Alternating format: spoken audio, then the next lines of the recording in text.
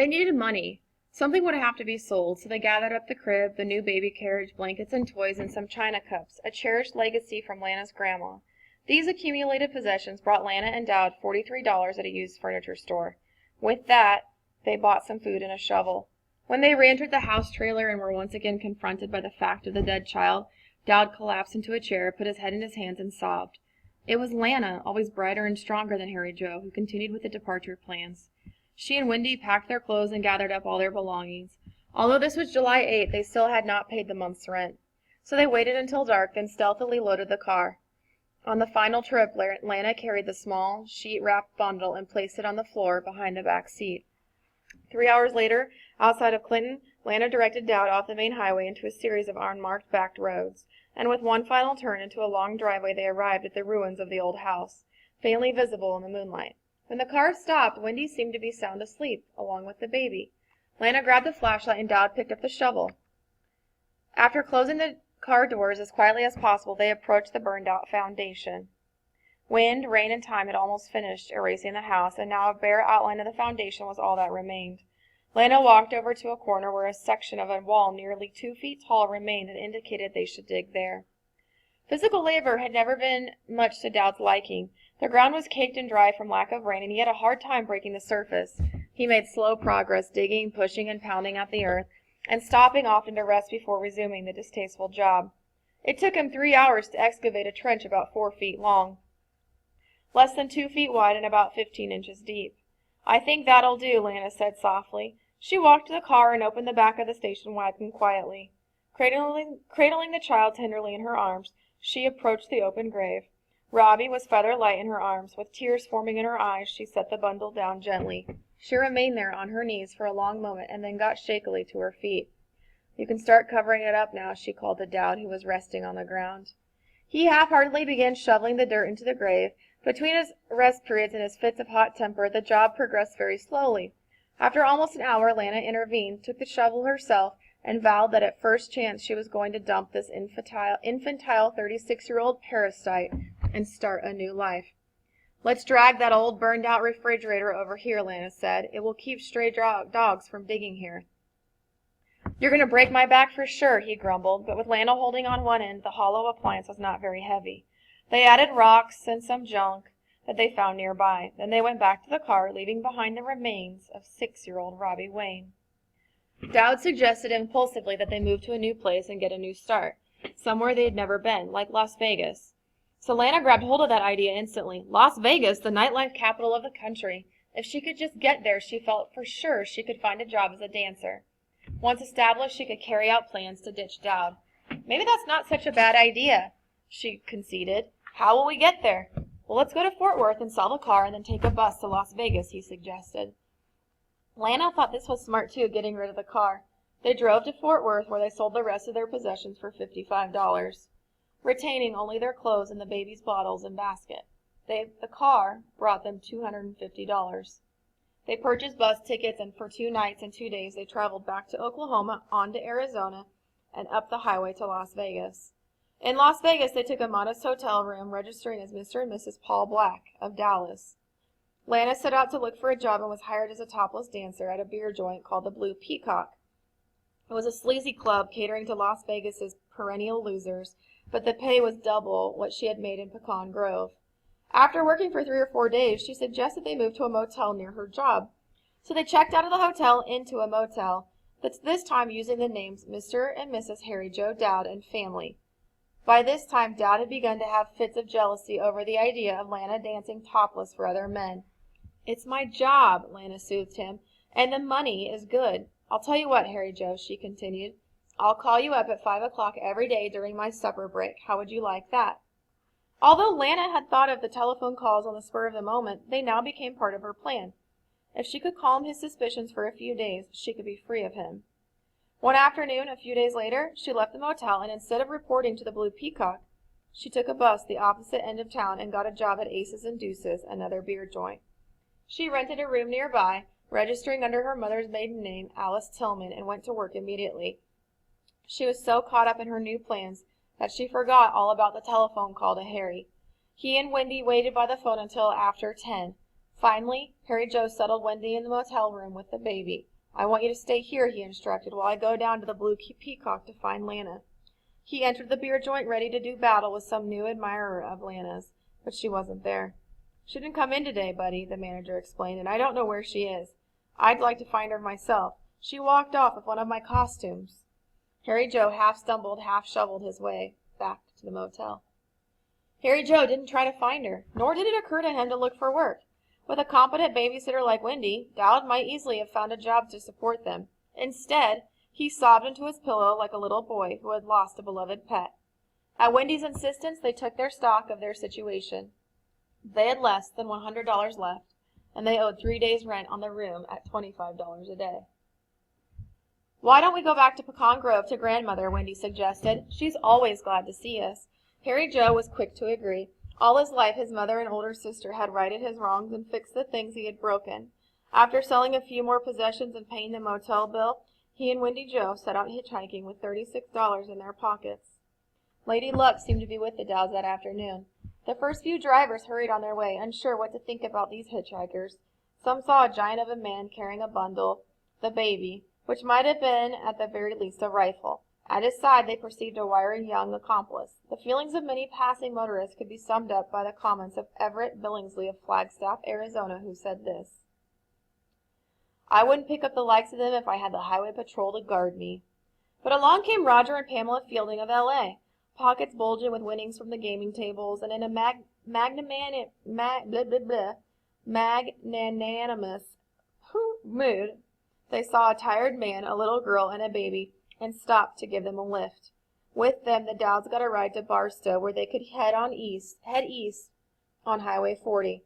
They also accepted a meal of hamburgers, french fries, and milkshakes, and milk for the baby, plus $20 in cash when they left the car. They reached Pecan Grove at noon on July 25th.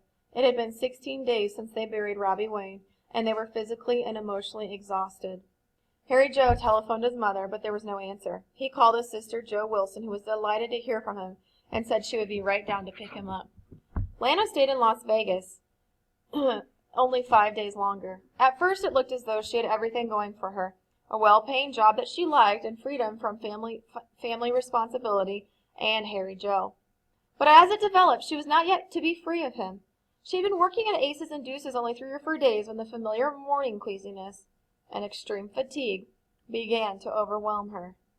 At first, she refused to accept the symptoms and forced herself to continue working, dragging her reluctant body to the dance platform. She stuck it out until July 27th and then asked for her paycheck. It was clear now, and she had to face it. She was again pregnant by Harry Joe. In a cruel twist of fate, she conceived a 4th child during the turmoil of Robbie's last days. She decided to call her cousin Marilee Tillman near Galveston. Marilee told Lana to come on ahead. The next day, Lana boarded a bus and spent 3 days and nights traveling. She arrived on July 31st. Both Dowd and Lana were now back in Texas, the burial place of their terrible secret. They had unwittingly made the law enforcer's job much easier. For several days, Jo Wilson and her mother, Marlene Dowd Thompson, fussed over Harry Joe, Wendy, and the baby. At first, no one mentioned Robbie Wayne. No one even remembered that there had been another child in the family. Then one night, the 3 adults bought 4 6-packs of beer and began playing pinochle, a favorite weekend pastime. At 2 a.m., after losing 3 games in a row, Harry Joe suddenly laid down his cards and began sobbing loudly. The whole story of Robbie Wayne's death and his burial came tumbling out. Card game and beer forgotten, Joe and Marlene stared at Harry Joe, not wanting to believe what he was saying. Then they jumped to his defense. "What if Lana tells the police and lays the blame on you?" Mrs. Thompson asked. "I don't think she would do that," Harry Joe answered. "We promised it would be a secret." "Boy, are you naive," Joe shouted. "If Lana thinks it would be to her advantage, you can bet she'll call the police." A dead child who had been buried near Clinton. Let me go back. The next day, August 1st, local police were startled to receive a call from an unidentified woman who told them that she knew of a dead child who had been buried near Clinton. When they asked her for more information, she hung up. 4 days later, the police got a second call. A woman identifying herself as Lana Dowd told them that the body of a child was buried at the site of a burned-out farmhouse near Clinton. The identity of the caller may never be known. Lana would later claim she had called, but she rarely used the surname Dowd. It is more reasonable to imagine that the caller was Joe Wilson trying to protect her brother by turning the spotlight on Lana. The county police set to work tracing the former tenants of burned-out farmhouse near Clinton. There were 3 files that turned up the name Alice Tillman Wagoner and the fact that she had a daughter named Lana. A team of Texas State Police was dispatched immediately to the site of Lana Wood's former home. The old refrigerator and other junk piled on the grave made the site obvious. On August 5th, they found the badly decomposed remains of a small boy, dressed in a red and white t-shirt, blue shorts, and a leather belt with a silver buckle. Both Lana and Dowd were soon in custody. In jail, Dowd rambled on, talking freely about the case, but blaming it all on Lana. Lana, in turn, claimed that she had been a helpless pawn of Harry Joe, and that she feared to take the boy and leave, lest Dowd kill the baby. Both were extradited to Oklahoma, the scene of the crime, held on $100,000 bail and charged with second-degree murder, which carries with it a sentence ranging from 10 years to life in prison. Wendy Jo became a material witness in the case, subsequently revealing details of the tortures and abuses inflicted upon the boy, which otherwise might never have been enumerated. Lana's trial opened on January 8, 1979. She wore a pink 2-piece maternity dress and a white sweater. Her hair was curled becomingly around her face. It appeared almost absurd that this soft-spoken woman could be guilty of murder. But Wendy Jo Dowd, now 11, the state's first witness, was formidable on the stand. She came bounding into the courtroom with her customary vitality, bringing smiles to the faces of spectators. Then, for the next 2 hours, she recounted Robbie Wayne's last months. Her lilting, girlish voice belied the grisly nature of her testimony. When asked why, Wendy Jo would answer, "Because he couldn't say his letters and numbers." She was Daddy's girl, though, through and through. She empathetically implicated Lana in all of the active abuse, insisting that her father had played a minor role. Harry Joe Dowd, slow-witted, lazy, cruel, and inept, was a hero to his little girl and the beneficiary of her undying devotion. At the district attorney's request, Wendy walked to a portable blackboard and unhesitatingly drew a picture of the gravesite. She sketched an outline of the burned-out foundation and put an X on the location of the grave. This was a remarkable feat, considering that it was dark when her father and Lana buried the child, and Wendy even pretended to be asleep throughout the entire effort. Then it was time for the defense attorney's cross-examination. His plan of attack was to point out discrepancies in her story, and to insist that she separate Lana's active abuse from those committed by Dowd.